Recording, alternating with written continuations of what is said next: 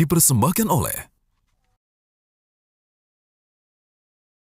Selamat datang kembali di Investor Daily Roundtable, dan ini adalah rangkaian acara Road to Investor Daily Summit 2024. Kita akan membahas isu-isu strategis dan mendalam seputar ekonomi Indonesia, ekonomi global, potensi serta tantangan yang dihadapi bersama narasumber-narasumber yang sangat kompeten di bidangnya.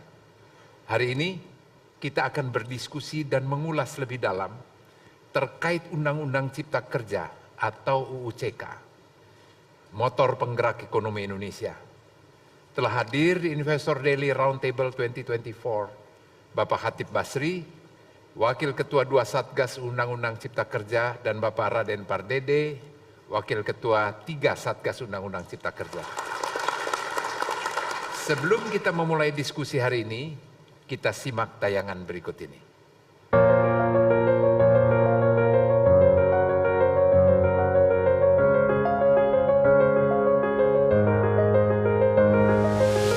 Setelah tumbuh 5,05% di 2023, Indonesia perlu kerja keras untuk mempertahankan atau bahkan meningkatkan pertumbuhan ekonomi tahun ini. Apalagi beragam tantangan masih menghadang. Kondisi perekonomian global yang masih fluktuatif, suku bunga acuan The Fed masih tinggi, perekonomian negara-negara mitra utama Indonesia seperti Amerika Serikat dan Cina yang melandai juga menjadi salah satu batu sandungan.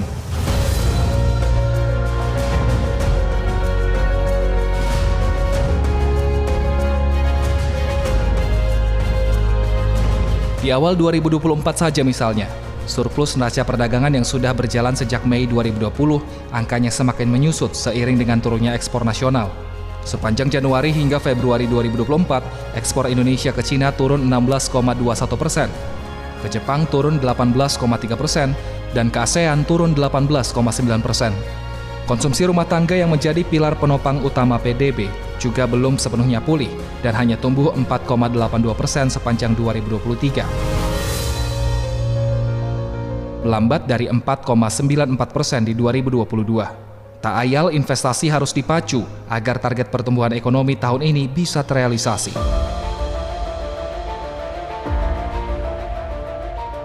Sepanjang tahun lalu, realisasi investasi berhasil tumbuh 17,5% dan berhasil menyerap 1,8 juta tenaga kerja. Tentu perlu jurus jitu untuk semakin mendorong geliat penanaman modal ini. Apalagi target realisasi investasi kembali dinaikkan ke angka 1.650 triliun rupiah di tahun 2024. Undang-Undang Cipta Kerja kini menjadi salah satu harapan pemerintah sebagai ujung tombak membuat iklim usaha dan iklim investasi kian kondusif. Regulasi ini mengatur kebijakan strategis Cipta Kerja, mulai peningkatan ekosistem investasi dan kegiatan berusaha, ketenagakerjaan, hingga kemudahan, perlindungan, dan pemberdayaan koperasi dan UMKM. Aturan ini juga membuat langkah-langkah kemudahan berusaha, dukungan riset dan inovasi, pengadaan tanah, kawasan ekonomi, investasi pemerintah pusat, hingga pengenaan sanksi. Kementerian Investasi dan BKPM mencatat, sejak ada Undang-Undang Cipta Kerja, penerbitan nomor induk berusaha jadi semakin mudah. Lalu, bagaimana agar UU Ciptaker ini bisa maksimal menjadi motor mendorong pertumbuhan?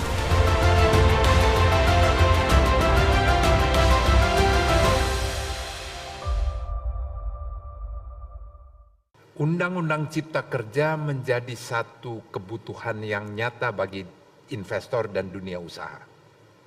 Indonesia pernah dikenal untuk mengajukan izin itu tiada ujung dan tiada pangkal kecuali kita selesaikan secara adat. Itulah kalimat yang selalu ada dan berkembang. Pada waktu saya menjadi pengusaha, saya mengalami itu.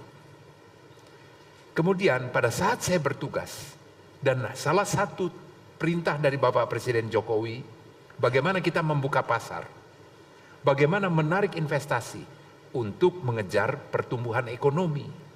Karena pertumbuhan ekonomi tergantung, salah satunya adalah dari investasi.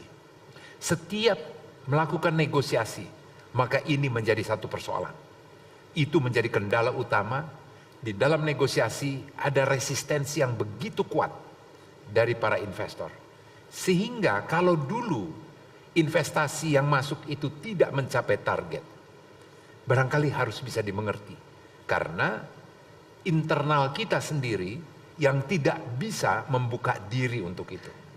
Bapak Presiden Jokowi menyadari betul, yang kemudian lahirlah, digagaslah Undang-Undang Cipta Kerja yang dikenal sebagai Omnibus Law, menerabas semuanya, melakukan berbagai hal yang sangat dibutuhkan. Dan memang pada waktu yang lalu saya pun berjanji kepada negara-negara yang kami melakukan negosiasi bahwa seluruh perizinan akan disederhanakan. Kita menyambut dengan gembira, dunia usaha menyambut dengan gembira. Prestasi yang dicapai oleh pemerintah, oleh Menteri Investasi, Pak Bahlil, over target adalah karena lahirnya undang-undang ini. Nah, Ibu, Bapak, dan Saudara sekalian, dua pakar ekonomi, Pak Hatip Basri dan Pak Raden Pardede, yang menggodok dan melahirkan Undang-Undang Cipta Kerja. Bukan yang ada di depan dan tanda tangan, tetapi yang di belakangnya mempersiapkan semua itu. Dan sangat tepat karena kedua beliau ini dengan latar belakang sebagai ekonom terkemuka, mengajar, karena kalau sudah mengajar bertanggung jawab atas apa yang disampaikannya. Selain kedua beliau ini juga begitu banyak pengalamannya, baik di swasta maupun di BUMN. Kita jangan pertentangkan antara BUMN swasta. Jadi makanya saya rangkum dulu itu semuanya. Nah, ini hal yang sangat menarik karena kedua beliau ini sebagai bidan, sebagai penyusun, sebagai satgas yang membidani ini, melihat dari kacamata ekonomi, melihat dari kacamata kepentingan ekonomi nasional dan bangsa ini. Sudah pada tempatnya lah kita bertanya kepada beliau, kemudian kita juga ingin mendengar penjelasan-penjelasan lebih rinci, dan tentu ada hal yang positif dan hal yang negatif. Mari kita lihat dan nanti juga kita akan dengarkan, kita akan buka diskusi ini untuk Ibu, Bapak, dan Saudara sekalian. Kalau tadi diperkenalkan dulu Pak Hatip Basri, sekarang giliran saya mempersilahkan dulu Pak Raden Pardede untuk menjelaskan secara garis besar, Pak, ini apa ini Undang-Undang Cipta Kerja ini? Karena dari tadi kita sampaikan ya, itu memang kebutuhan. Dan benarkah itu semua sudah merangkum, Pak? Berbagai hal yang menjadi persoalan ini dan bagaimana ceritanya di dalam itu, Pak? Itu barangkali Bapak bisa sampaikan. Silakan Pak Raden.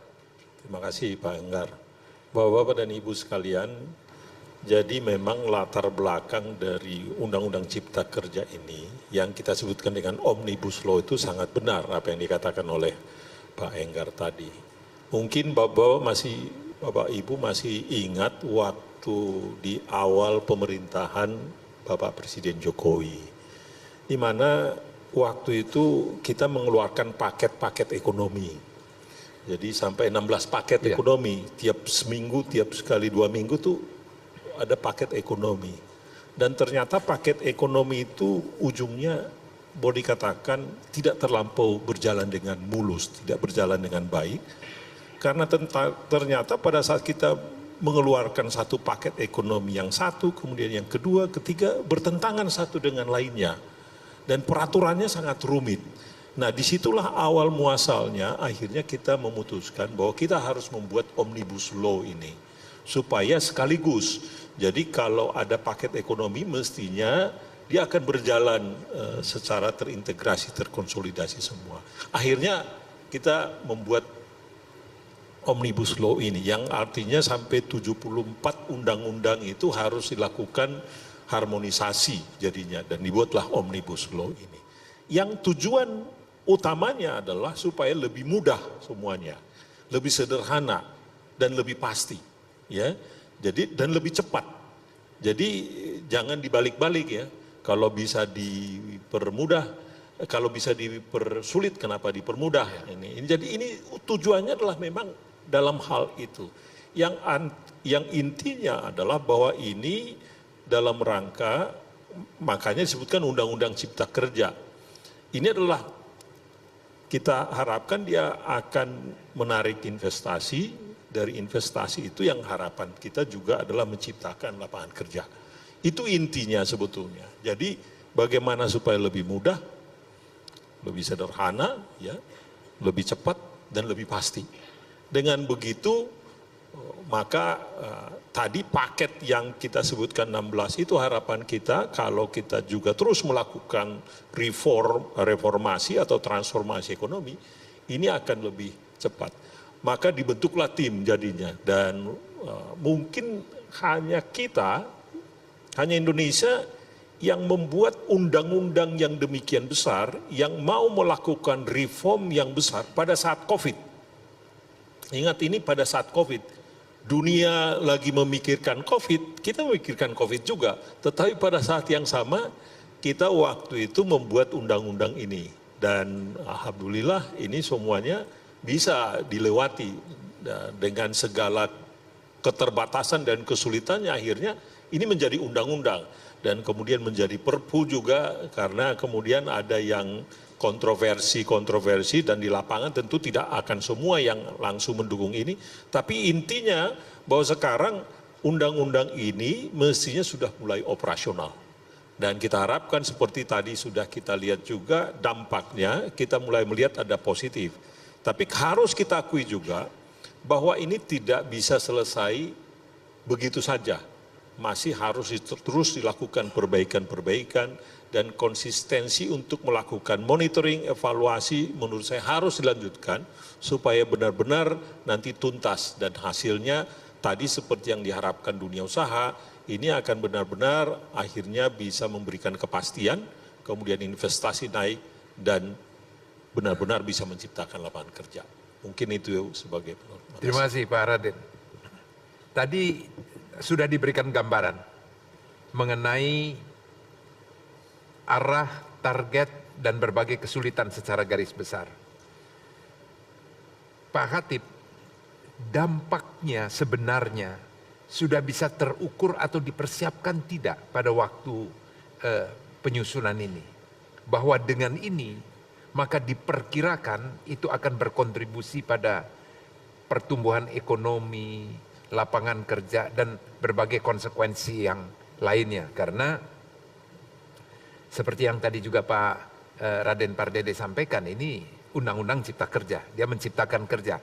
Konsekuensi logis dari masuknya investasi dan pengembangannya. Dan berbagai gambaran-gambaran lain dari kacamata seorang ekonom juga. Kami persilakan Pak. Terima kasih Pak Enggar. Mungkin saya mulai dari sebuah adagium yang saya tidak suka ini, tetapi ini ada di dalam realitas hidup kita. Banyak orang yang mengatakan bahwa di Indonesia ini uang nggak jadi masalah, tapi masalah jadi uang. Ya. Jadi dan itu adalah fakta Pak.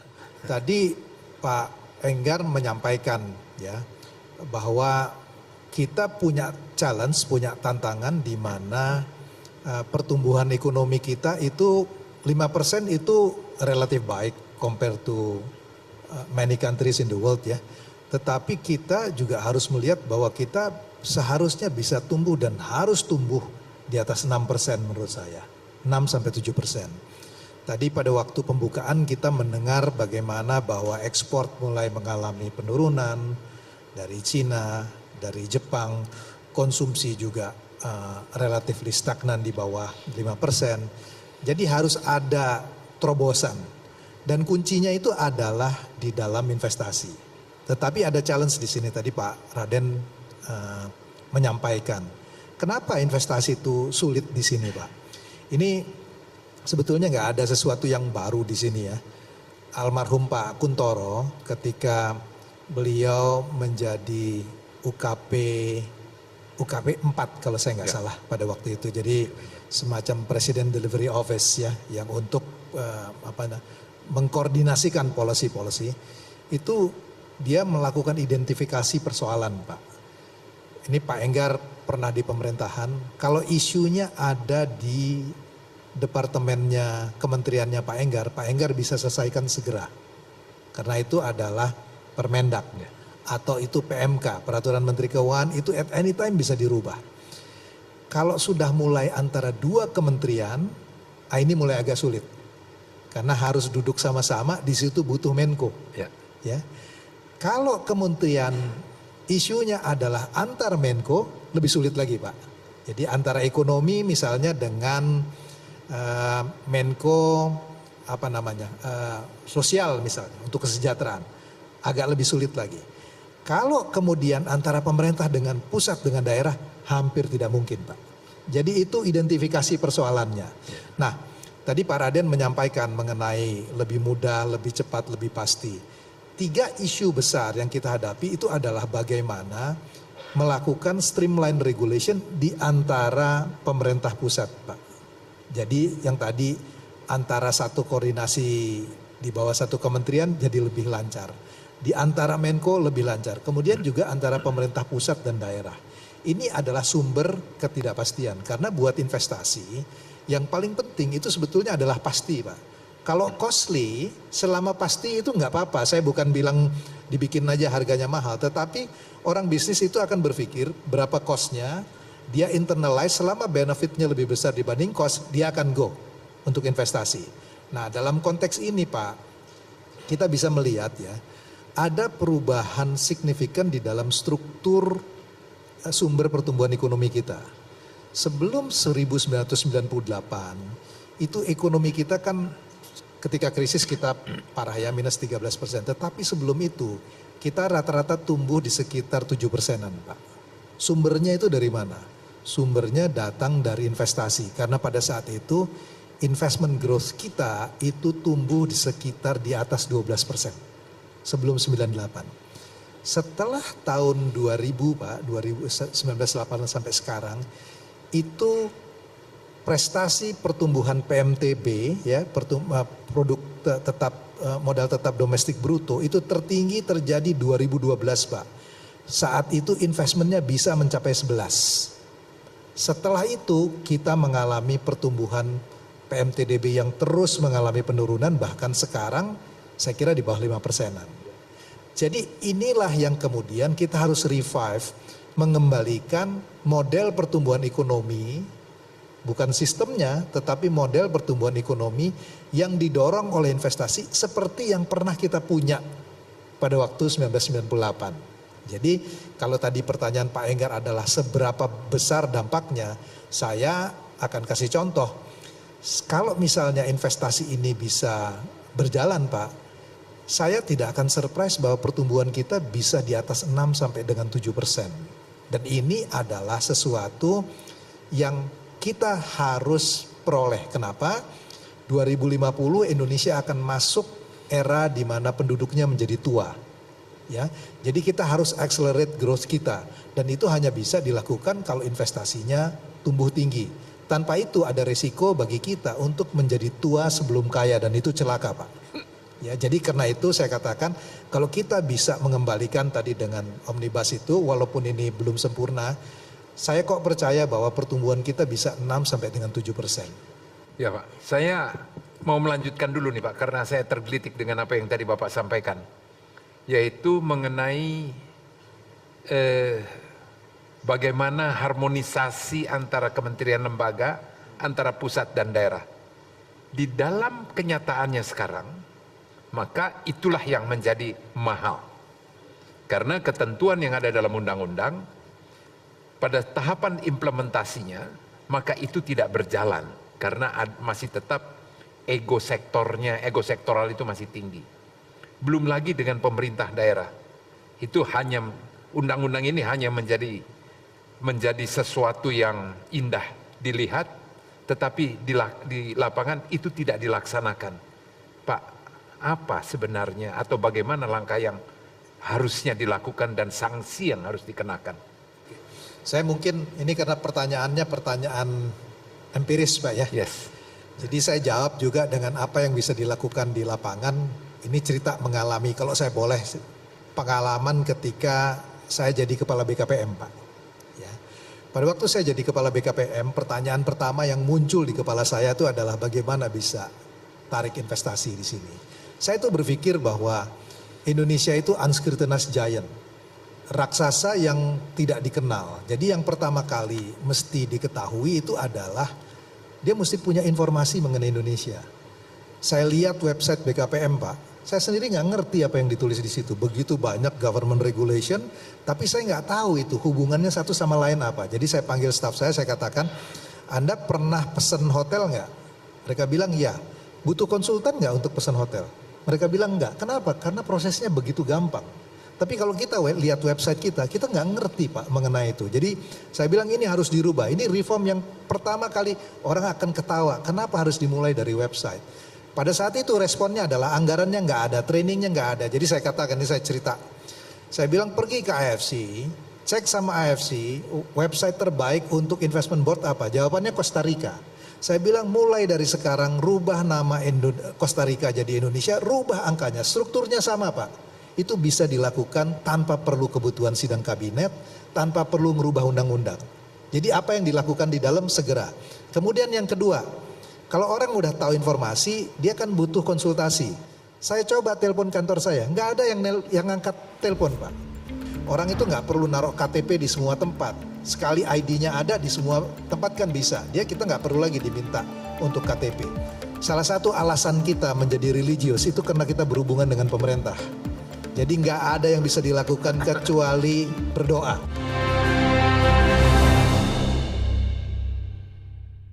Dipersembahkan oleh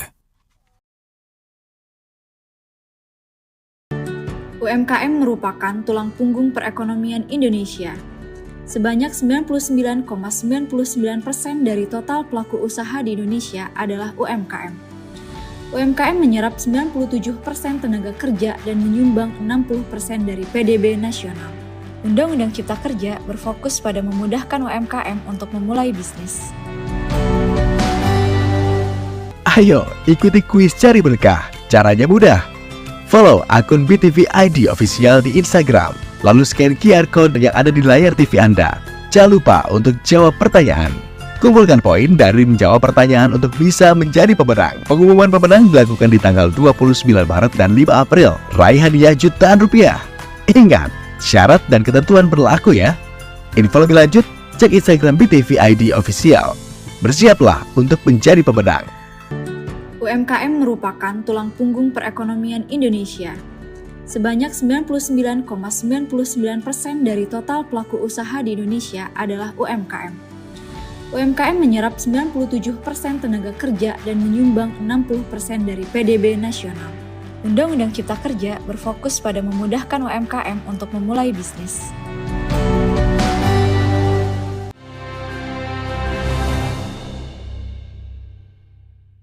dipersembahkan oleh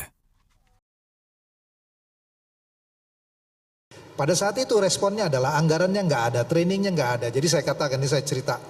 Saya bilang pergi ke AFC, cek sama AFC, website terbaik untuk investment board apa? Jawabannya Costa Rica. Saya bilang mulai dari sekarang rubah nama Costa Rica jadi Indonesia, rubah angkanya, strukturnya sama Pak. Itu bisa dilakukan tanpa perlu kebutuhan sidang kabinet, tanpa perlu merubah undang-undang. Jadi apa yang dilakukan di dalam segera. Kemudian yang kedua, kalau orang udah tahu informasi, dia kan butuh konsultasi. Saya coba telepon kantor saya, nggak ada yang ngangkat telepon Pak. Mereka selalu saya ingat kata-katanya, tekan 0 untuk bantuan operator atau tekan extension yang Anda tuju. Karena itu saya ngerti kenapa orang di sini butuh handphone. Jadi yang dilakukan adalah setiap pembicaraan harus direkam untuk kita tahu apa yang bisa dilakukan. Yang ketiga Pak, problem kita ini saya katakan, salah satu alasan kita menjadi religius itu karena kita berhubungan dengan pemerintah. Jadi nggak ada yang bisa dilakukan kecuali berdoa. Karena begitu banyak uncertainty-nya.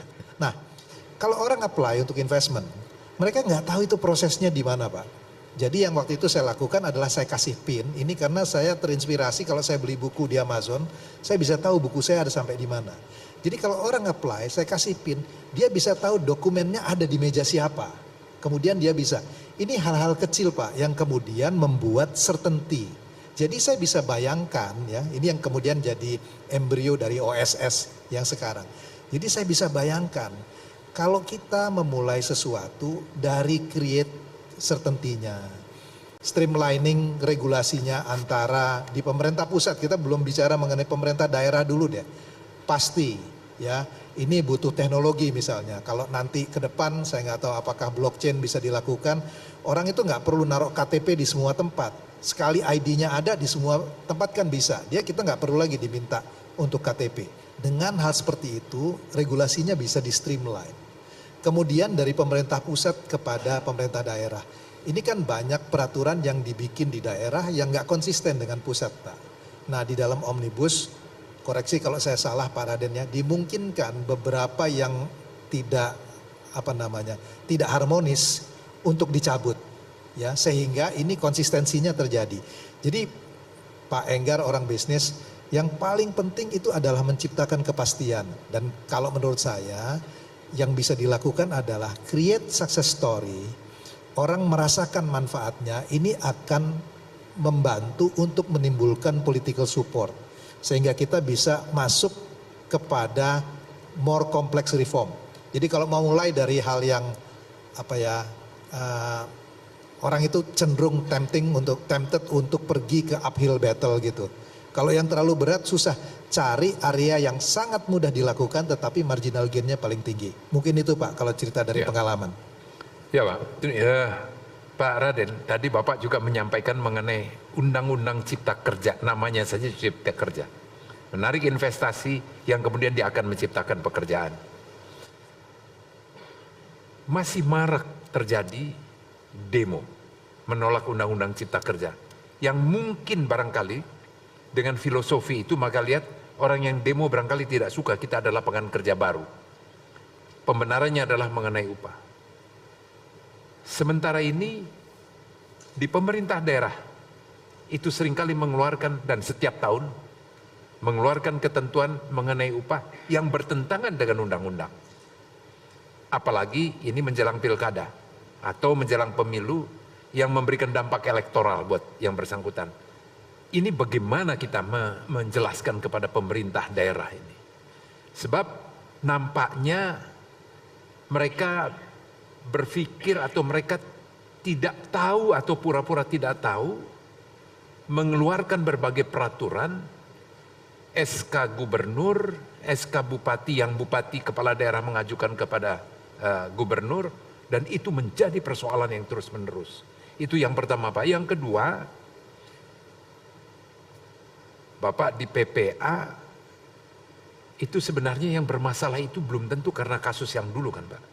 Bermasalah juga karena panjangnya proses perizinan sehingga dia terlilit kepada berbagai hal yang ya hutang dan sebagainya. Efektivitas daripada ketentuan undang-undang ini Pak, dan berapa banyak PP yang sudah yang masih berhutang terhutang untuk dari undang-undang ini Pak. Mungkin Pak Raden bisa bantu Pak.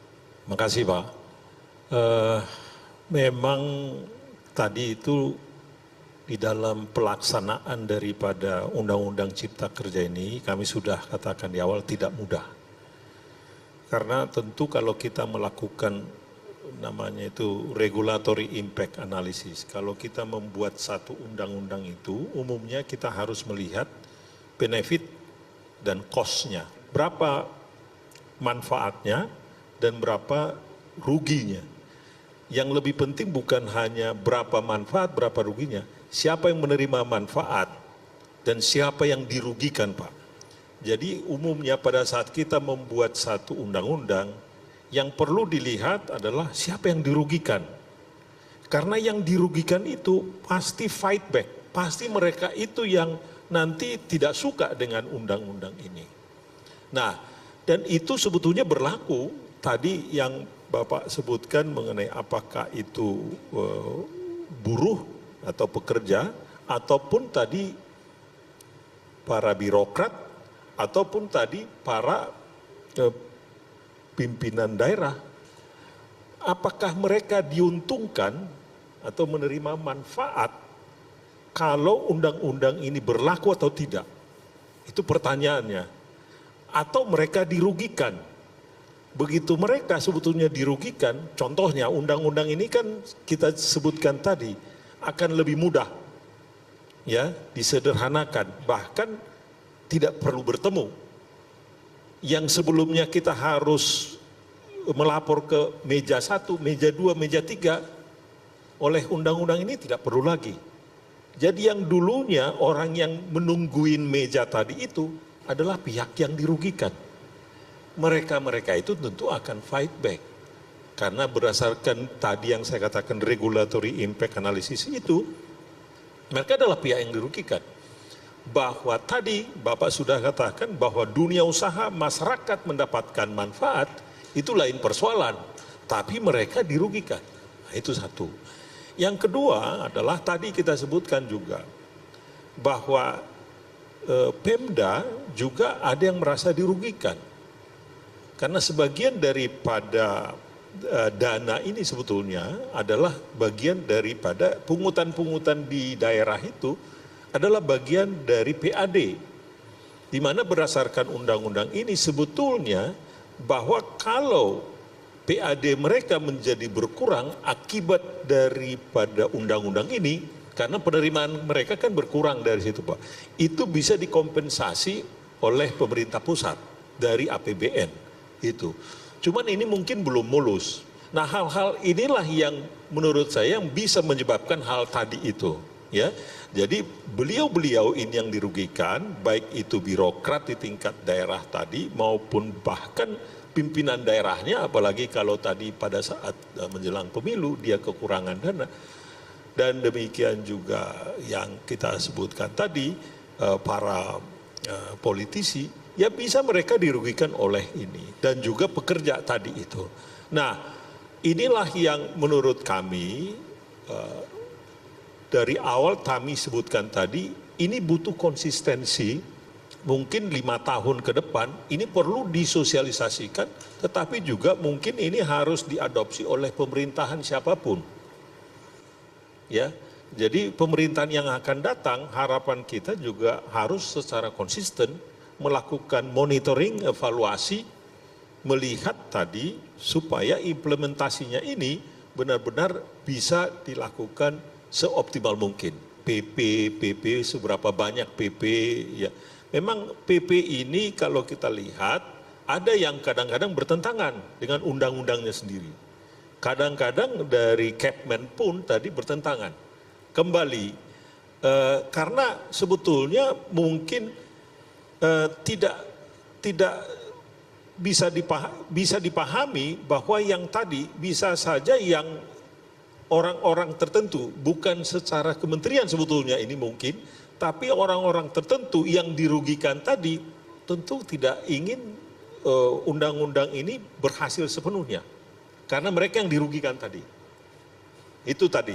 Jadi pada saat pembuatan undang-undang ini, ya mereka itu fight back di situ.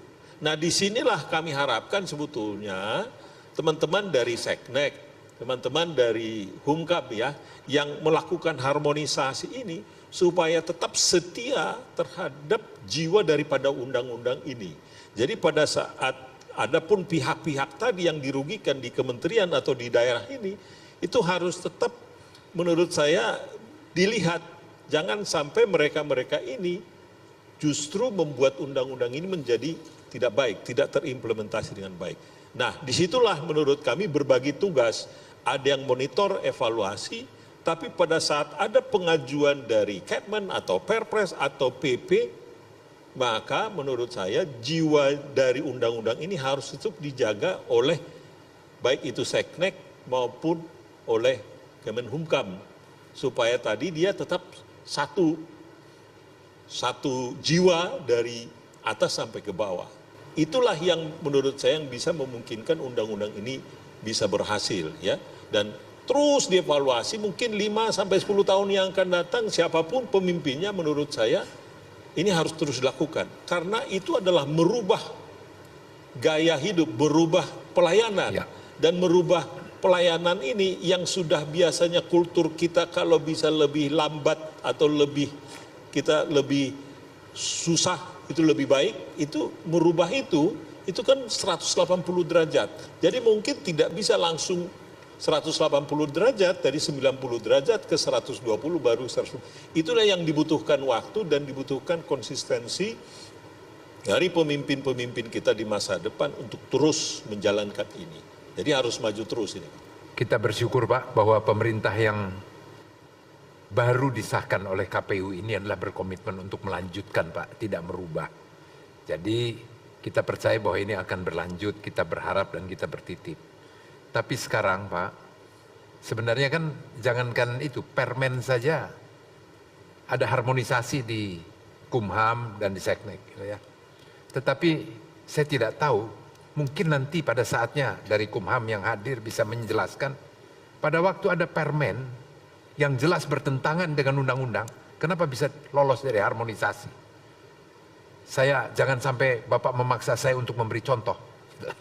Karena nampak sekali dan itu menjadi keluhan dari investor. Dan itu nyata sekali bertentangan. Nah, apakah Pak Raden mereka yang atau peraturan yang berada di bawahnya secara hierarki ketentuan itu sulit memang untuk kita bilang saya mau mengacu kepada yang lebih tinggi, karena yang menentukan tetap juga orang yang harus disowani Pak, didatengin. Ya kita ini masyarakat yang berbudaya untuk akrab, jadi mereka kalau tidak datang barangkali itu yang masih ada kehilangan, bukan yang lain-lain lah dulu Pak. Nah ini jadi sekali lagi kita mengharap Pak, ada nggak time frame-nya kapan selesai Pak di seluruh PP-nya ini Pak, yang kemudian disosialisasikan lagi atau digodok lagi, ini ini sesuai nggak, ada yang bertentangan atau tidak? Ada rencana itu di Satgas? PP-nya sudah selesai semua. Sudah selesai tapi semua. ada yang direvisi kembali. Nah. Karena tadi direvisi tadi itu justru karena kita mendengarkan keluhan-keluhan tadi Pak. Jadi contohnya itu saya katakan neraca komoditas. Itu akhirnya direvisi kembali. Ada juga PP nomor 5. Ini kaitannya dengan risk-based RBA itu. Online, jadi kita kalau mau mendaftar itu lewat online semua dengan risk-based approach itu sekarang direvisi lagi. Jadi kita menyadari bahwa membuat PP itu waktu itu terburu-buru. Ingat membuat undang-undang kan waktu itu ditargetkan bahwa dalam tempo beberapa bulan harus selesai PP. PP-nya begitu banyak dan lebih dari 50 itu PP-nya. Dan terpaksa memang direvisi kembali. Menurut kami persoalan revisi itu nggak apa-apa, asalkan kembali ke jiwanya, jiwa daripada undang-undang itu, spiritnya itu penting, itu diteruskan. Dan menurut kami memang PP, Permen tadi atau Perpres itu atau Catman itu mestinya satu jiwa. Nah ini yang kita harapkan tadi, yang seperti yang Pak Enggar katakan, ya tugas, kita harus berbagi tugas ini. Kami memang dari awal ikut membantu membidani ini, ya. Tetapi kemudian untuk melihat satu persatu demi satu konsistensi antara PP dengan PP1, PP lainnya kemudian dengan Perpres tadi itu kita harapkan adalah sebagian tugas daripada teman-teman di Kemenhumkam atau Seknek tadi. Namun demikian, kalaupun ada keluhan daripada dunia usaha dan kita lihat kasusnya demikian fatal, kalau itu dilanjutkan, mestinya PP pun bisa dirubah Pak. Ya. Itu dia, itu intinya Pak. Pak Hatip, ada dua pertanyaan Pak. Pak, tadi kita berbicara mengenai investasi, kesannya kan yang besar-besar aja Pak. Ini menyentuh nggak untuk UMKM Pak? Itu yang pertama. Yang kedua adalah, ini yang besar. Bapak banyak diundang ke berbagai negara dan saya juga ingin dapatkan masukan apa respons dari market dan juga dari dari para ekonom yang ada di berbagai negara-negara yang masih sementara kita anggap maju walaupun hutangnya lebih besar dari kita Pak. Silakan. Setiap kali kita datang ke pemerintah, apapun pertanyaannya jawabannya hilirisasi. Ada juga pihak-pihak yang dirugikan dari hilirisasi ini. Ya, ini yang kemudian fight back termasuk dari negara-negara lain.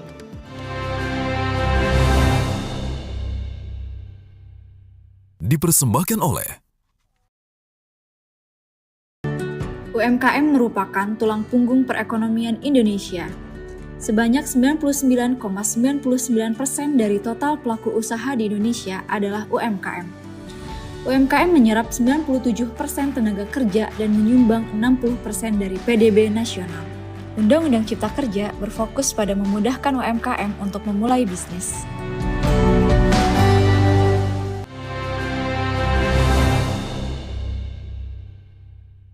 dipersembahkan oleh tadi kita berbicara mengenai investasi, kesannya kan yang besar-besar aja Pak. Ini menyentuh nggak untuk UMKM Pak? Itu yang pertama. Yang kedua adalah, ini yang besar. Bapak banyak diundang ke berbagai negara, dan saya juga ingin dapatkan masukan apa respons dari market dan juga dari dari para ekonom yang ada di berbagai negara-negara yang masih sementara kita anggap maju walaupun hutangnya lebih besar dari kita Pak. Silakan. Saya coba jawab satu-satu Pak Enggar ya. Yang pertama itu adalah untuk yang kecil, UMKM. Mungkin pertanyaannya jadi begini Pak. Kenapa sih orang itu cenderung memilih masuk ke sektor informal Pak? Karena kalau dia masuk sektor formal, hidupnya lebih sulit Pak. Ya, jadi saya kasih contoh misalnya, perusahaan-perusahaan yang besar itu dengan kerumitan yang tadi Pak Raden sampaikan, Pak Enggar sampaikan, somehow mereka bisa afford untuk membiayai itu Pak. Tapi kalau yang kecil, dia nggak punya kapasitas tuh untuk membiayai high cost ekonominya. Jadi yang dia lakukan adalah akhirnya dia memilih untuk tidak terregister menjadi informal. Ini yang menjelaskan kenapa di dalam struktur industri kita itu ada yang namanya hollow middle. Jadi yang atas ada besar, tengahnya kosong Pak. Ada yang di bawah kecil sekali. Nah ini orang, nah sekarang dengan yang dilakukan dengan Omnibus di mana proses itu menjadi lebih mudah. Jadi kayak seperti untuk UMKM ya, itu praktis perizinannya hampir nggak ada Pak. Kalau saya boleh sampaikan, sangat sederhana, simple sekali kalau misalnya dalam. Jadi kalau saya mesti katakan ya, sebetulnya yang paling diuntungkan dengan Omnibus ini yang segera berjalan itu adalah UMKM Pak. Nah kenapa dia bisa berjalan segera? Karena bisa diputuskan langsung di BKPM. Nah ini saya cerita, tadi Pak Raden cerita mengenai berbagai isu, Pak Enggar juga katakan koordinasi. Tapi saya kasih contoh yang real Pak. Dan Pak Enggar pasti pengalaman ini ketika menjadi menteri dulu. Di kementerian kita antara unit eselon 1-nya kan itu IT sistemnya bisa beda Pak. Dia nggak ngomong satu sama lain kan, nggak interoperable.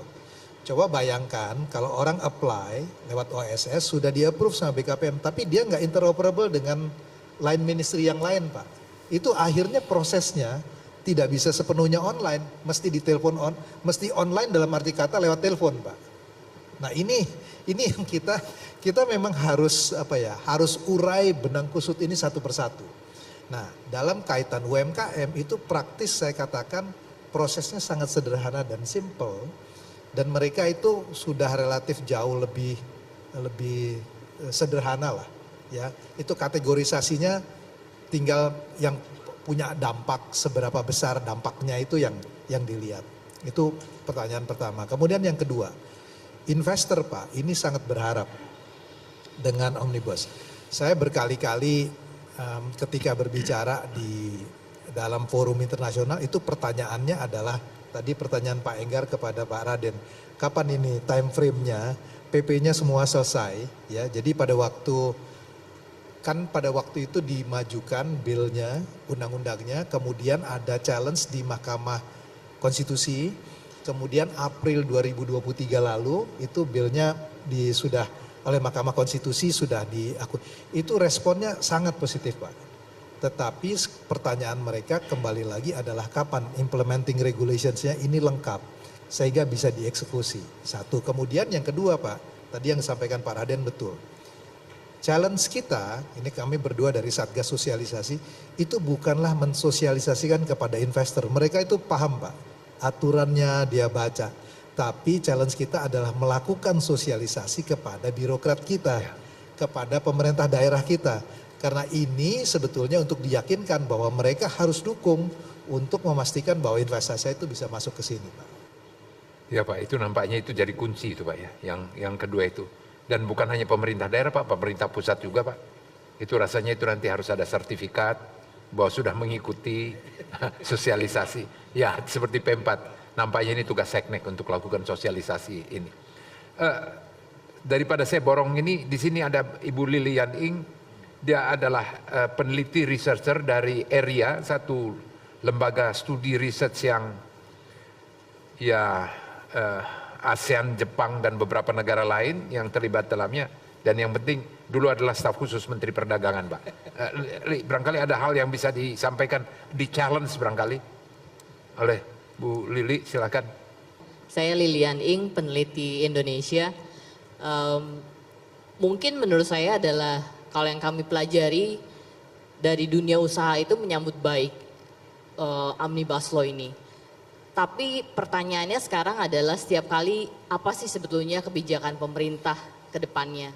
Setiap kali kita datang ke pemerintah, apapun pertanyaannya jawabannya hilirisasi. Dan sebetulnya menurut kami Undang-Undang Cipta Kerja ini mempunyai dampak positif, namun hilirisasi terutama penerapan TKDN itu bisa menjadi counterproduktif dari penerapan Undang-Undang Cipta Kerja ini sendiri. Jadi bagaimana menurut Bapak-Bapak sekalian posisi pemerintah untuk memberikan kepastian kepada dunia usaha bahwa kebijakan Indonesia itu sebetulnya ke arah mana? Terima kasih. Wah, ini menyulitkan betul ini ya Pak ya, Pak. Karena di satu sisi bagus untuk industri kita, tapi di sisi lain itu juga memang menyulitkan. Terlalu cepat barangkali ketentuan Pak Raden, Pak, tolong Pak. Dua ekonom senior kita, semoga mereka satu kata. Jadi tadi kita sudah sepakat bahwa Undang-Undang Cipta Kerja ini adalah mempermudah, mempercepat, memberikan kepastian. Nah, dalam konteks hilirisasi sekarang sebetulnya diambil ke situ saja lagi. Bagaimana program hilirisasi itu bisa dipermudah, dipercepat, dan juga diberikan kepastian. Nah, cuman mungkin apa yang dikatakan Bu Lili ini adalah apakah hilirisasi ini semua bisa menghasilkan kebaikan, manfaatnya lebih besar dari cost-nya atau enggak ini. Ya, memang kalau kita lihat, ya kita dengar, ya, tentu tidak semua mendapatkan manfaat dari sini. Ada juga pihak-pihak yang dirugikan dari hilirisasi ini. Ya, ini yang kemudian fight back termasuk dari negara-negara lain. Artinya dia tidak mengadres satu program atau industrial policy kebijakan industri yang dibuat oleh pemerintah. Dia secara keseluruhan dia boleh katakan memfasilitasi kebijakan secara keseluruhan. Dia tidak mengadres hilirisasi. Jadi kalaupun ada masalah kaitannya dengan hilirisasi, itu mungkin tidak harus diadres dengan Undang-Undang Cipta Kerja. Yang perlu juga mungkin buat Ibu dan Bapak sekalian kita harus pahami. Jangan kita melihat seakan-akan Undang-Undang Cipta Kerja ini adalah seperti undang-undang untuk semuanya. Ya, dia tidak akan membahas bagaimana pendidikan, tidak membahas kesehatan. Ya, jadi kita harus juga melihat Undang-Undang Cipta Kerja ini akan menciptakan lingkungan bisnis yang lebih baik, harapannya begitu. Kalau Pak Dede selalu menyatakan supaya efisiensi itu lebih membaik, termasuk yang kita selalu kaitkan dengan ICOR ya. Harapannya adalah bahwa incremental capital to output ratio-nya itu akan turun karena tadi kita bisa lebih efisien dan juga lebih efektif. Nah, itu sebetulnya intinya. Nah, khusus untuk hilirisasi kembali mungkin harus dijawab dengan kebijakan yang lain. Nah, itu. Jadi tidak bisa semata-mata oleh undang-undang ini, maka persoalan hilirisasi yang kita sebutkan tadi yang mungkin ada pihak-pihak yang dirugikan, itu bisa diselesaikan dengan undang-undang ini. Mungkin harus dengan kebijakan yang lain. Ya, baik Pak. Saya coba mempertentangkan ini, apakah Pak Hatip ini karena berbagai perjanjian perdagangan kita sudah agak kontradiktif. Itu barangkali salah satu hal yang karena pelaku di dalam menyusun dan melakukan negosiasi perjanjian itu adalah Bu Lili. Jadi dia ingat betul mengenai berbagai hal ketentuannya. Misalnya apakah perlu tidak dengan preferential margin untuk produk dalam negeri sebagai awal, tapi harus ada periodenya dan sebagainya. Nah, mungkin Pak Hatip bisa membantu untuk menjawab itu kegalauan dari Bu Lili ini. Ini Bu Lili pertanyaannya sulit sekali. Seperti Pak Enggar, saya pernah di pemerintahan and I'm humble by the political reality. Jadi kita tidak hidup di dalam dunia yang kalau di sekolahan itu kita sebutnya sebagai first best world, di mana semuanya ideal. Kita hidup di dalam satu dunia di mana public policy itu di-range karena berbagai stakeholders itu harus aligning interest gitu. Jadi karena interestnya berbeda, ini Pak Enggar punya pengalaman yang jauh lebih baik, misalnya ketika Pak Enggar harus jaga harga beras itu tidak boleh terlalu mahal tapi juga tidak boleh terlalu murah. Ya, jadi dalam konteks ini kompleksitas di dalam policy yang sangat berbeda dengan apa yang kita pelajari di dalam textbook. Nah, saya bisa melihat mengenai merit dari argumen TKDN. Dalam hal arti kata bahwa dia ingin dilakukan misalnya untuk mengencourage sampai degree tertentu kemampuan atau kapasitas dari yang ada. Saya kasih contoh, Bu Lili mungkin ingat satu studi mengenai di industri manufaktur kita yang awalnya itu kita dianggap hopeless sebenarnya. Itu adalah motorcycle, sepeda motor. Sepeda motor itu adalah salah satu contoh industri yang cukup berhasil sebetulnya. Karena mulainya dari import kemudian dicoba dibangun ya. Otomotif juga begitu. Kalau kita lihat sekarang saya nggak mau sebut mobilnya tapi sudah ada produk yang bisa kita jual ke Jepang. Tetapi yang saya ingin katakan adalah kebijakan ini sangat industri spesifik. Tidak semua sektor itu kemudian kita bisa berlakukan across the board. Karena tergantung dari kapasitasnya. Kalau kita punya areal di mana TKDN-nya dimungkinkan, maka kebijakan ini bisa tepat. Hilirisasi, kalau kita bicara saya boleh sebut misalnya nikel, Pak Enggar, kita 60% dari supplier global. Mau nggak mau itu kita adalah price setter. Kita bisa menentukan harganya karena mau tidak mau dunia itu harus bargain dengan kita. Tapi kalau ada produk lain di mana negara lebih dominan, kita lakukan hilirisasi, yang terjadi adalah orang pergi ke negara itu. Ya, begitu juga dengan TKDN.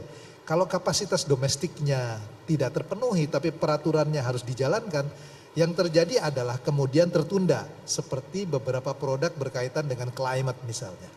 Ya, karena teknologinya kita belum punya secara kemampuan untuk melakukan itu, tetapi peraturannya sudah ada, yang terjadi adalah barang dari luar tidak bisa masuk, dari dalam juga tidak bisa produksi, akibatnya stuck. Nah, dalam konteks ini mungkin saya harus mengatakan bahwa ini kita harus lihat secara gradual di dalam prosesnya. Mana yang kita bisa lakukan, mana yang belum mungkin dilakukan. Nah, ini kembali kepada pertanyaan Pak Enggar sebetulnya. Kadang-kadang di dalam ratifikasi, di dalam perdagangan internasional atau investment, ini yang disebut sebagai local content ratio, LCR segala macam, itu seringkali dianggap sebagai sesuatu yang bertentangan dengan internasional. Dalam kasus hilirisasi, salah satu komplain itu adalah misalnya mengenai export ban, yang tentu di WTO itu tidak dikenal. Nah, sebetulnya yang perlu dipikirkan adalah bagaimana mencapai target yang sama tapi dengan instrumen yang paling dimungkinkan. Misalnya, saya kasih contoh aja. Apakah bisa kita pakai export tax? Ya, di mana sebetulnya bisa di-encourage untuk lakukan yang sama. Tetapi dia tidak bertentangan dengan agreement yang kita buat di internasional. Jadi coba untuk melihat kemungkinan-kemungkinan yang ada dengan objektif yang sama, itu yang saya kira mungkin perlu dilakukan Pak Enggar. Terima kasih. Undang-undang Cipta Kerja ini sudah sangat familiar, tapi di stakeholder di daerah itu malah kita yang memberitahukan mereka, Pak. Kita ini udah ada undang-undang seperti ini gitu.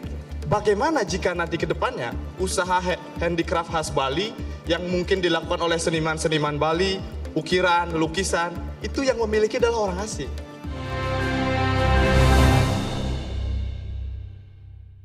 Dipersembahkan oleh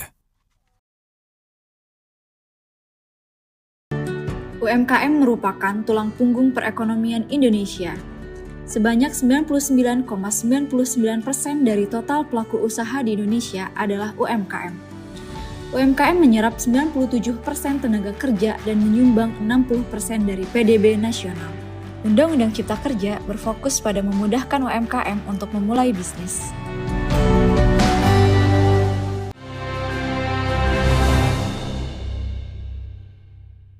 Dipersembahkan oleh apakah bisa kita pakai export tax? Ya, di mana sebetulnya bisa di-encourage untuk lakukan yang sama, tetapi dia tidak bertentangan dengan agreement yang kita buat di internasional. Jadi apa ya? Coba untuk melihat kemungkinan-kemungkinan yang ada dengan objektif yang sama, itu yang saya kira mungkin perlu dilakukan, Pak Enggar. Makasih. Memang tidak mudah Pak ya, itu pertanyaannya Bu Lili nih Pak. Karena kalau bilang bahwa itu memang mengganggu, seolah-olah terkesan kita tidak pro pada produk dalam negeri, tetapi yang ini nggak ngejar-ngejar gitu kan, memang sulit. Itulah. Kalau gampang barangkali sudah jalan ini. Ini sebelum, saya juga sebenarnya agak terganggu mengenai pendidikan, tadi Bapak singgung Pak. Karena saya baru teringat lagi bahwa, oh iya pendidikan itu ada yang ngurusin, ada menterinya. Karena saya tidak nampak itu ada kebijakan yang menaungi itu. Tapi dari UMKM dulu nih, ada ini silakan Pak. Tolong disebutkan nama usahanya, pengalaman pahitnya apa, manisnya boleh Pak. Nah, jadi perkenalkan dulu, nama saya Khairul Fajriyah ya, dari Aceh Pak. Produk UMKM kita adalah produk sarung tenun. Sarung tenun seperti yang saya pakaikan ini. Testimoninya adalah saya senang sekali dengan adanya Undang-Undang Cipta Kerja ini. Karena di UMKM itu bagian perizinannya bagian satu bidang yang buat pusing juga Pak, karena selain ngurusnya susah juga biayanya besar Pak.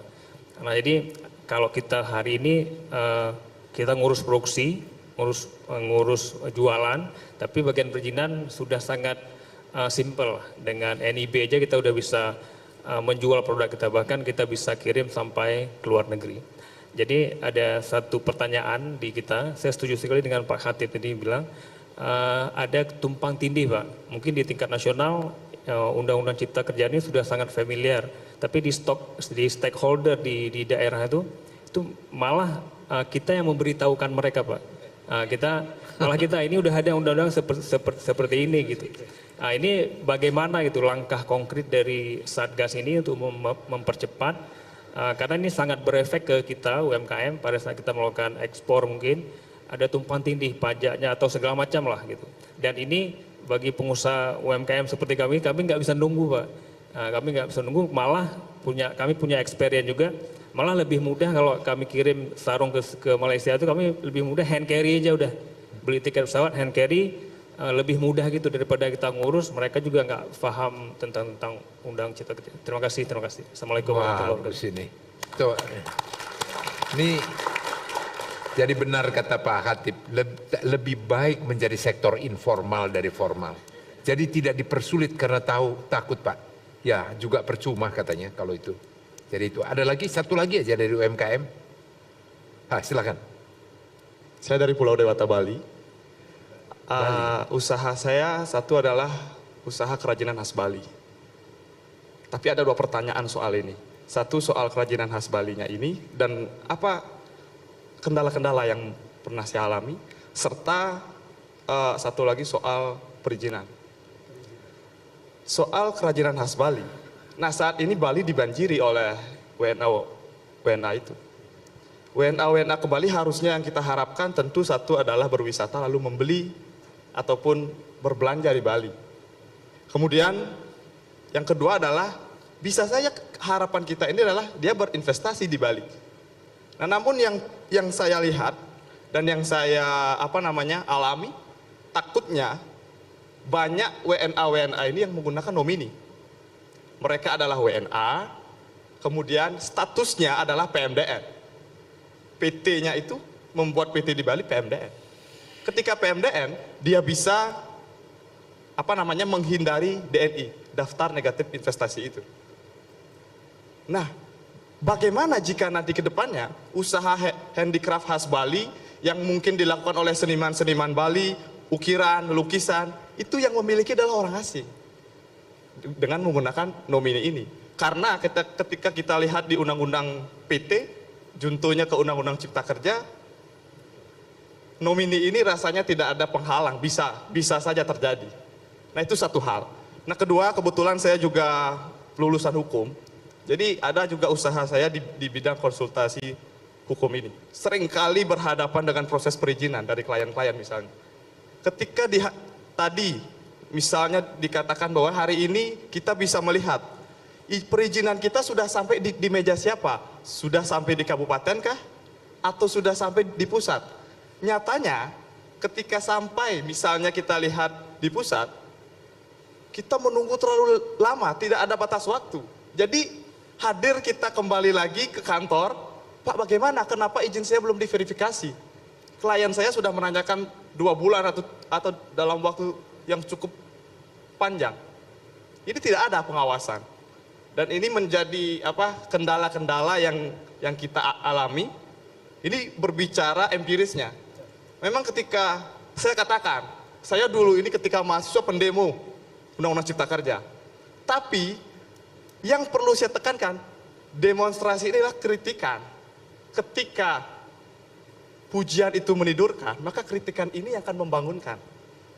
Nah kemudian, dengan adanya Undang-Undang Cipta Kerja ini, saya tidak menolak, pada saya tidak menolak seluruhnya. Kita lihat klaster kemudahan berusaha, itu bagus sekali. Saya merasakan dengan NIB, hari ini sudah bisa kita berusaha, sangat mudah. Tapi di balik undang-undang yang begitu kompleks ini tentu ada hal-hal yang perlu dibenahi. Hal inilah yang sebenarnya menjadi kritikan saya pada saat itu. Kehadiran kita semua tentu ingin agar Undang-Undang Cipta Kerja ini tidak hanya di tataran gagasan, tapi akan menjadi juga implementasi yang kuat serta membangun ekonomi Indonesia yang lebih maju ke depannya. Itu harapan dari saya. Terima kasih. Ini ternyata pada waktu demo itu tidak didengar. Ngomong sekarang lebih didengar. Tapi nggak usah khawatir, dulu saya juga demonstran. Jadi kita sama-sama. Jadi nggak usah khawatir. Tetapi kita sadar belakangan. Tapi pada waktu jadi demonstran kan nikmat, betul ya, menyuarakan itu. Itu jadi pahlawan. Pak Raden, ini menariknya adalah tadi kita persoalkan di daerah.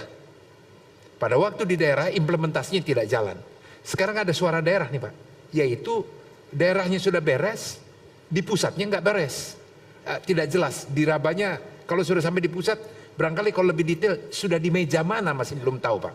Nah ini barangkali Pak Raden dan nanti juga Pak Khatib bisa menjelaskan. Terima kasih. Jadi ini kritikan itu kami terima, ya ini masukan yang baik. Kami waktu membuat Pokja sosialisasi ini sadar betul bahwa memang tadi Pak Khatib juga sudah menyatakan persoalan yang paling penting justru harus sosialisasi di dalam sendiri. Karena kenapa kami katakan begitu? Karena di dalam ini yang mungkin malah kalau para investor atau bapak-bapak dunia usaha itu adalah penerima manfaat. Yang menerima manfaat tentu akan mencari dengan mungkin bapak-bapak sudah membaca undang-undangnya atau PP-nya atau permennya. Tetapi kalau buat birokrat tadi itu nggak ada insentif buat dia membaca itu kan. Nah itu dia, jadi memang benar sosialisasi ini ke dalam yang paling penting.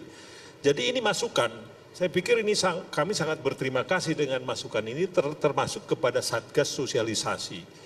Ini kami akan buatkan namanya ada Pokja evaluasi dan juga tadi apa yang dikatakan oleh Bapak dari Aceh ini, kita mungkin akan melakukan sosialisasi, kita akan targetkan saja, saya akan mintakan dari Satgas Sosialisasi untuk pergi ke Aceh Pak.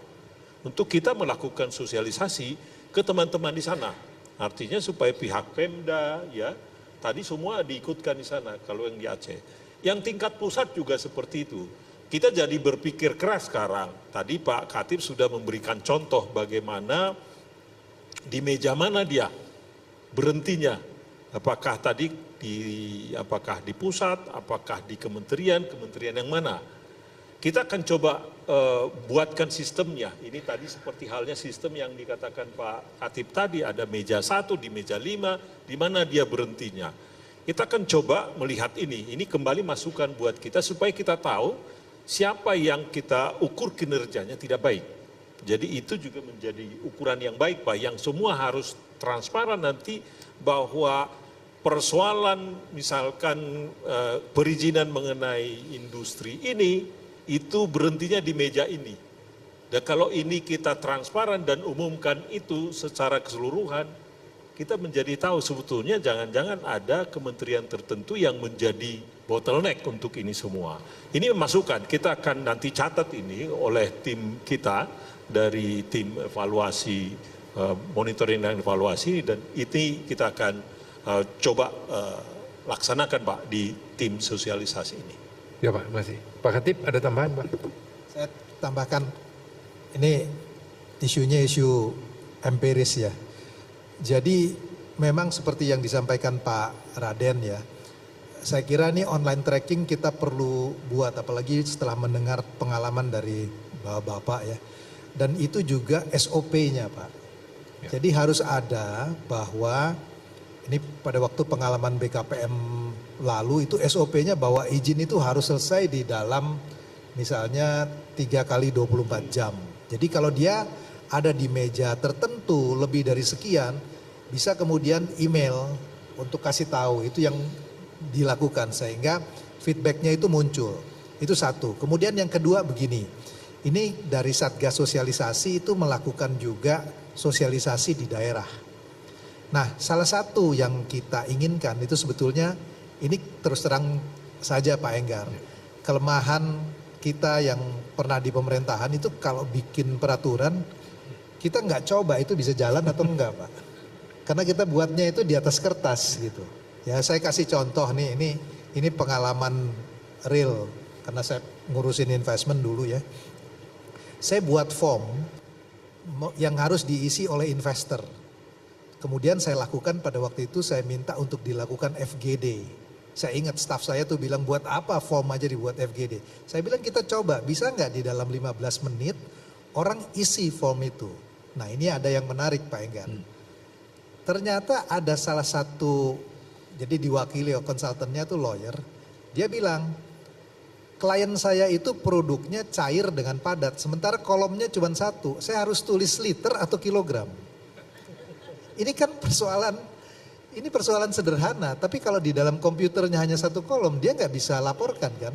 Jadi hal-hal seperti ini yang harus disimulasikan. Jadi kalau tim sosialisasi ke daerah harus dicoba dengan aturan ini bisa jalan nggak disimulasikan. Di mana stucknya, kemudian itu nanti di-revise. Dengan cara ini jadi seperti yang Bapak sampaikan tadi itu sangat berguna karena feedback itu sangat berguna terutama untuk regulator yang duduknya di belakang meja ketika kita membuat aturan kita nggak membayangkan lapangannya seperti apa gitu. Itu mungkin Pak Enggar.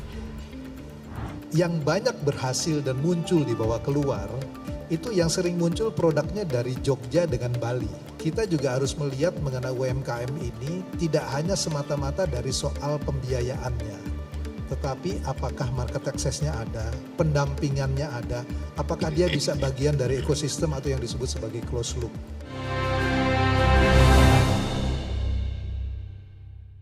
Dipersembahkan oleh UMKM merupakan tulang punggung perekonomian Indonesia. Sebanyak 99,99% dari total pelaku usaha di Indonesia adalah UMKM. UMKM menyerap 97% tenaga kerja dan menyumbang 60% dari PDB nasional. Undang-Undang Cipta Kerja berfokus pada memudahkan UMKM untuk memulai bisnis.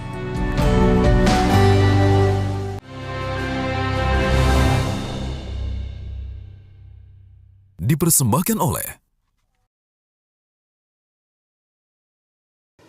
ternyata ada salah satu, jadi diwakili konsultannya tuh lawyer, dia bilang klien saya itu produknya cair dengan padat, sementara kolomnya cuma satu, saya harus tulis liter atau kilogram. Ini kan persoalan sederhana, tapi kalau di dalam komputernya hanya satu kolom, dia nggak bisa laporkan kan. Jadi hal-hal seperti ini yang harus disimulasikan. Jadi kalau tim sosialisasi ke daerah harus dicoba dengan aturan ini bisa jalan nggak disimulasikan. Di mana stucknya, kemudian itu nanti di-revise. Dengan cara ini jadi seperti yang Bapak sampaikan tadi itu sangat berguna karena feedback itu sangat berguna terutama untuk regulator yang duduknya di belakang meja ketika kita membuat aturan kita nggak membayangkan lapangannya seperti apa gitu. Itu mungkin Pak Enggar. Ya, jadi masih banyak PR-nya. Kami persilakan kalau masih ada pertanyaan. Pertanyaan saya adalah, saya Gusti dari Kaitek Samurai Inovasi dari Batam. Pertanyaan saya adalah bagaimana cara kami UMKM ini bisa dikenal dan mudah dipromosikan produk kami dalam khususnya di bidang engineering. Kebetulan kami di bidang engineering industrial, itu terutama customer-nya banyak di customer perusahaan. Adakah wadah atau penghubung ke perusahaan dari produk kami, wadahnya ada dari penghubungnya untuk ke perusahaan gitu, dari UU Cipta Kerja sendiri. Yang kedua, kami sebagai pelaku UMKM memiliki dana juga terbatas. Apakah ada sistem atau peraturan yang di perusahaan bisa disesuaikan dengan paymentnya gitu. Biasanya kan kalau di perusahaan ini Pak ada paymentnya yang 60 hari, 90 hari, ada yang 120 hari. Itu sebenarnya salah menyulitkan UMKM kami yang di Batam juga salah satunya. Adakah ya itu peraturan yang membatasi atau ibaratnya untuk UMKM mungkin perusahaan bayarnya lebih cepat atau 30 hari gitu. Itu bisa membantu kita dalam sirkulasi sistem payment itu. Mungkin itu aja dari saya. Terima kasih. Kalau ini pertanyaannya kepada Presiden Komisaris Bank Mandiri. Kami persilakan. Saya coba jawab ya. Itu ya, saya mulai dari yang terakhir dulu ya. Apakah bisa dibuat aturannya?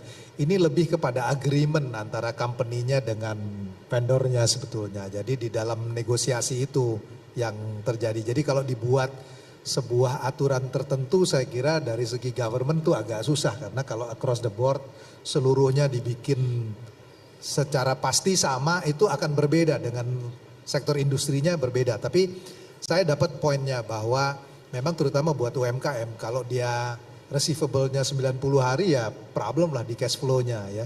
Jadi ini memang yang harus dinegosiasi. Ini juga terjadi misalnya kalau kita kirim produk ke apa ya, toko grosir atau apa itu di mana pembayarannya agak belakangan itu kan agak repot.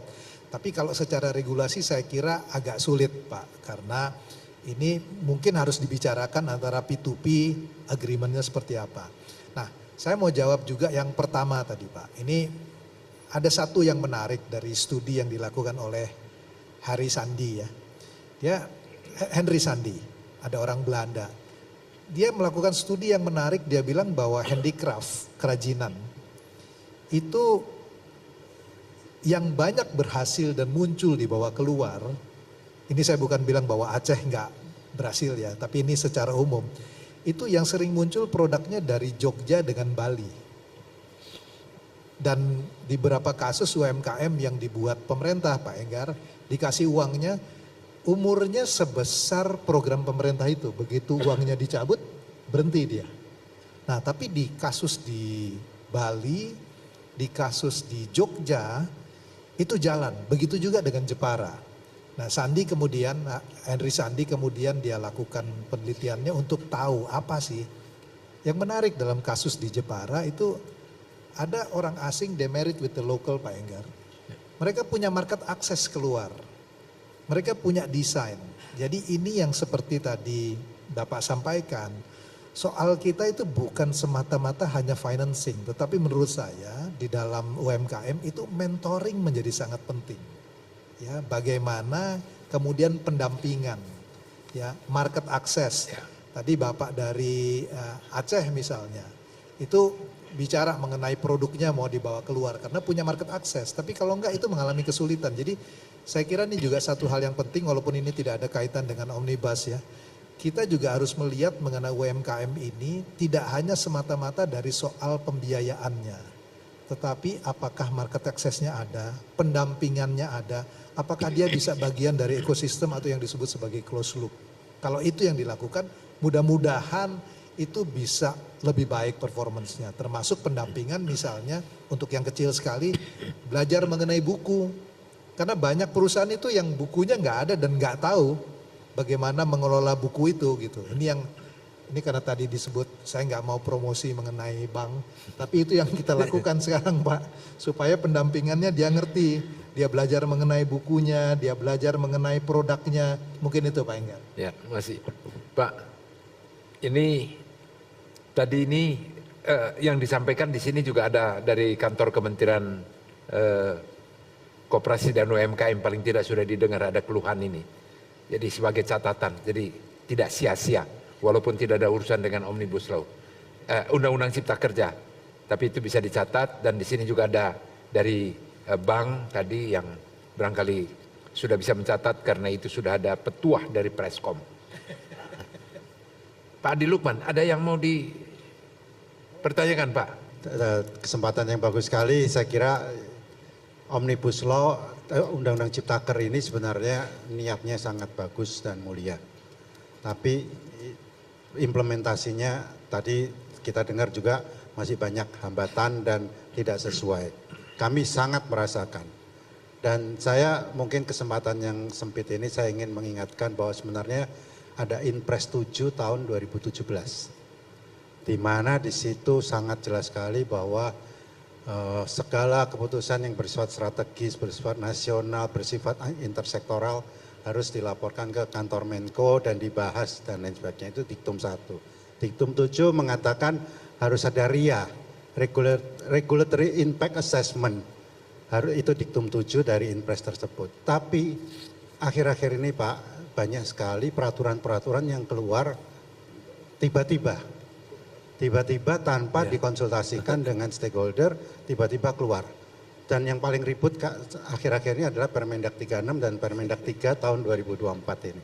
Ini sangat heboh sekali dan kami sangat merasakan dampaknya. Sekarang banyak flow bisnis yang stuck. Oleh sebab itu kami berharap Undang-Undang Cipta Kerja ini dikembalikan marwahnya untuk kebaikan dunia usaha dan Indonesia. Mungkin itu Pak Enggar. Terima kasih. Masih Pak, itu terkandung harapan Pak. Itu ada curhatnya, ada dunnya Pak, daftar unek-unek Pak. Pak, mungkin ada sedikit tanggapan barangkali Pak Raden. Ya, dengan Pak Adi Lukman ini sudah sering kita ketemu. Ya, seperti kami katakan tadi, kita akan jadi ada dari tim Satgas Cipta Kerja di sini. Kita akan catat itu dan kita akan nanti ini semua bahwa ini adalah masukan dari publik. Dan kemudian kita laporkan nanti bisa, sebetulnya Satgas ini sendiri melapor langsung ke Presiden Pak. Tapi pada saat yang sama kita juga bisa membuat tembusan ke menteri-menteri yang bersangkutan. Jadi contohnya tadi berkaitan dengan Impres tahun 2017, kemudian Permendak itu, ini kita angkat kembali sebagai contoh saja. Artinya mungkin juga ada peraturan-peraturan yang lain tidak terkoordinasi dengan baik ya, dan juga belum melakukan RIA. Nah, selalu dengan masukan yang seperti ini ya, dengan tentu nanti kita akan buat ini sebagai artinya pertemuan ini rekaman dari sini kita buat juga sebagai attachment untuk memperkuat bahwa ini adalah hasil masukan daripada stakeholders, masukan daripada dunia usaha, sehingga tentu akan mendapatkan perhatian yang lebih besar lagi dari pembuat kebijakan, termasuk tadi bagaimana apa yang disebutkan dengan implementasi dari Impres 2017 itu. Mungkin itu dari kami. Ya, baik. Ibu, Bapak, dan saudara sekalian, sudah cukup lama berlangsung diskusi ini. Banyak pertanyaan, banyak kekurangpuasan, tetapi juga kita harus akui secara jujur bahwa lahirnya Undang-Undang Cipta Kerja ini satu terobosan yang luar biasa. Hanya pada tahapan implementasinya yang memang menjadi masalah. Baik di antara kementerian lembaga maupun antara pusat dengan daerah. Ada beberapa hal sebenarnya di dalam ketentuan undang-undang itu selalu dicantumkan ketentuan yang berbagai peraturan yang bertentangan dengan undang-undang ini, maka ya tidak berlaku lagi. Tapi tetap saja urusan para pengusaha ini adalah urusan dengan daerah. Apakah itu perda, apakah itu permen, lebih takut kepada permen dan perda daripada kepada undang-undang. Karena yang membentuk permen itu juga, walaupun sudah diharmonisasi, tetapi tidak harmonis. Dan itulah yang terjadi. Nah, untuk itu, Pak, di dalam percakapan kita ini, maka satu hal yang pasti bahwa nampak undang-undang ini bagus. PP sudah selesai dengan beberapa catatan, ada yang direvisi. Yang masih kurang adalah sosialisasi di antara kementerian lembaga dan juga sampai kepada pemerintah daerah. Dan sekaligus kalau boleh kami ingin usulkan juga, pada saat sosialisasi di daerah melibatkan juga pengusaha. Sehingga dengan demikian seluruh aspirasi bisa tertampung dan kami tidak keberatan untuk kami juga memfasilitasi, karena biar mereka pengusaha berani Pak untuk menyampaikan, supaya kalau mereka sampai ada sesuatu yang dikenakan sanksi, kami melalui media bisa bersuara menyalurkan aspirasi ini bahwa mereka dijolimi. Nah, itu yang barangkali kita bisa membela masyarakat yang terjolimi. Tapi mari kita tidak berburuk sangka, apalagi di bulan suci Ramadan ini. Mereka tentu berniat baik, hanya perlu kadangkala masih disowani Pak. Tapi janganlah disowani dengan membawa sesuatu, karena itu dilarang. Jangan sampai ada OTT. Nah, kemudian banyak hal yang barangkali juga perlu di-clearkan Pak, di antara di Satgas untuk pada saat turun. Apa risikonya? Memang ketentuan bagi warga negara, kalau sudah ada undang-undang tidak dilaksanakan, maka dia bisa dituntut pidana. Tetapi pidana ini hanya berlaku untuk swasta, para pengusaha. Tetapi pidana kepada pemerintah, pada pejabat itu belum berlaku. Beranikah swasta untuk menuntut mereka pidana? Takut Pak, pendek dia umurnya. Izinnya segera dicabut dan selesai dia dalam lapangan usaha. Jadi otomatis saja harus ada.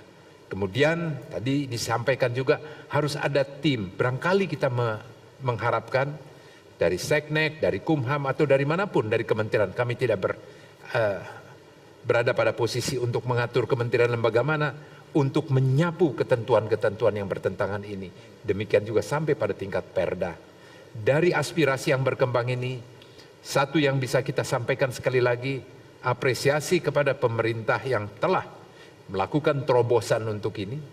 Lahirnya undang-undang dan peraturan pemerintah yang memang harus masih disempurnakan. Dan kepada Seknek yang langsung turun tangan tahu persoalannya, melakukan langkah sosialisasi kepada seluruh yang terkait pada stakeholder, dan forum ini juga dimanfaatkan atau dilakukan untuk sosialisasi ini. Sebelum kita tutup, kami barangkali memohon untuk closing statement dari Pak Khatib dulu barangkali. Saya ingin menyampaikan, sebetulnya tadi Pak Raden sudah mengatakan bahwa undang-undang ini atau peraturannya belum sempurna, karena itu feedback dari Bapak dan Ibu semua itu sangat dibutuhkan. Kami punya program hampir setiap bulan ya Pak Raden di berbagai tempat di daerah. Yang kami harapkan itu sebetulnya adalah memberikan feedback agar peraturan yang ada atau kekurangannya bisa diketahui seperti yang kita lakukan pada hari ini. Dengan itu kita berharap bahwa Omnibus Law yang dikeluarkan oleh pemerintah bisa mencapai tujuan yang kita inginkan, mempercepat, mempermudah, dan memberikan kepastian kepada investasi. Terima kasih. Kami silakan Pak. Kami mengucapkan terima kasih kepada Ibu dan Bapak sekalian tadi, para dunia usaha, UKM, dan juga para pengusaha, dan bahkan juga kementerian lembaga lainnya. Kita sudah mendengarkan situasi, keluhan, kritikan, dan itu saya pikir sangat bermanfaat buat kita untuk menyempurnakan, terutama dalam implementasi daripada Undang-Undang Cipta Kerja ini. Dan harapan kita adalah kita tidak berhenti di sini, dan harapan kami juga tentu untuk pemerintahan yang akan datang, Undang-Undang Cipta Kerja ini jangan sampai mundur, justru harus terus diimplementasikan dengan baik. Sekali menjadi undang-undang, sudah menjadi undang-undang yang baik, dan kita hanya bisa mendapatkan manfaatnya kalau ini dilanjutkan dan terus dimonitor, evaluasi, diperbaiki. Kita fine tuning terus, karena bisa saja terjadi perubahan-perubahan di masa yang akan datang, tetapi undang-undang ini harus bisa juga adaptif, melakukan perubahan di sana sini demi implementasi yang lebih baik ke depan. Demikian Pak, terima kasih.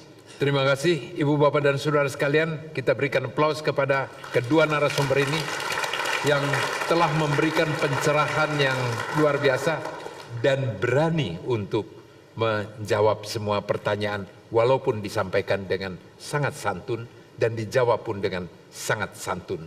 Ibu, Bapak, dan Saudara sekalian, kita akhiri pertemuan kita pada hari ini. Terima kasih.